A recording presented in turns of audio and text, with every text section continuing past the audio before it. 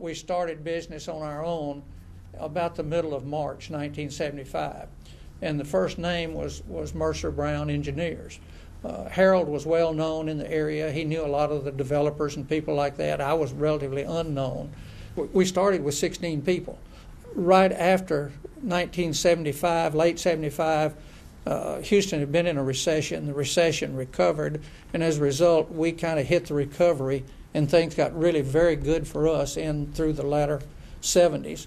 In 1981, we collectively bought out Harold Mercer, who was one of the first partners, and became Dick and Bill Schomburg became shareholders at that time.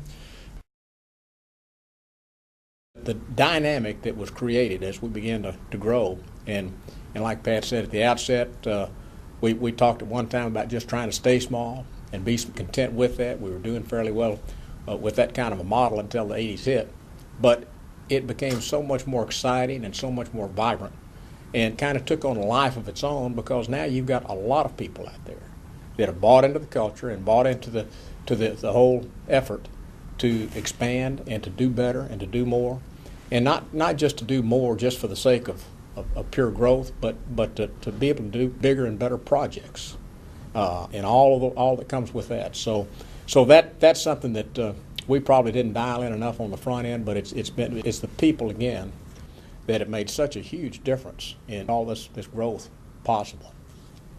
You know, being engineers, 2 and 2 is 4, but truly, as we grew, we found that in adding the right kind of people, 2 and 2 became 5 and sometimes 6.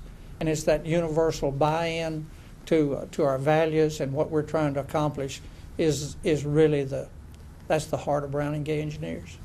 Our attitude really is what's good for Brown and Gay is good for every individual that works here, and that's the goal.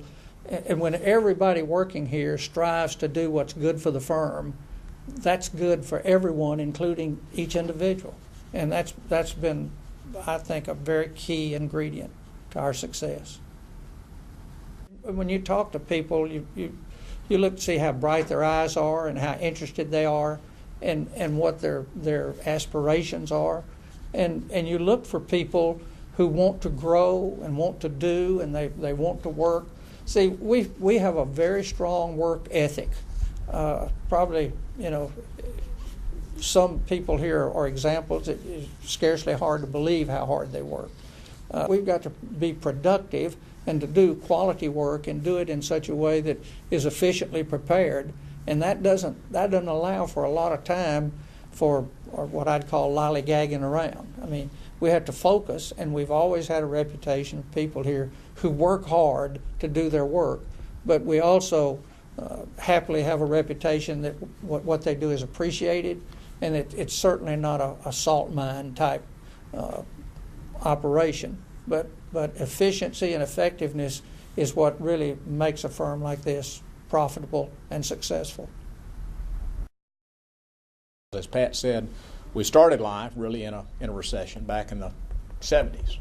We went through the deep recession of the 80s, but I think it was that recession that really made us what we are, or helped to put us on the road to make us what we've become today, because without that we probably would have continued life just like it was. But because we knew we needed a bigger vision, we needed more capability, more diversity, we needed people who could really perform and provide engineering solutions, and so that's where that all began.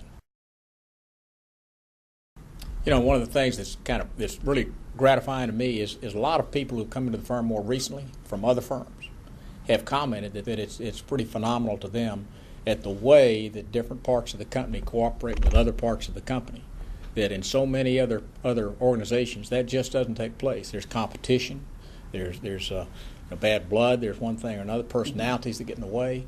But I've heard a number of people that have come in over the last few years comment that there's something special here about the way that people really do cooperate and support one another across the departmental boundaries, and so that same spirit, I guess, that we've been talking about still exists, and I think that's a phenomenal part of the success that the company enjoys.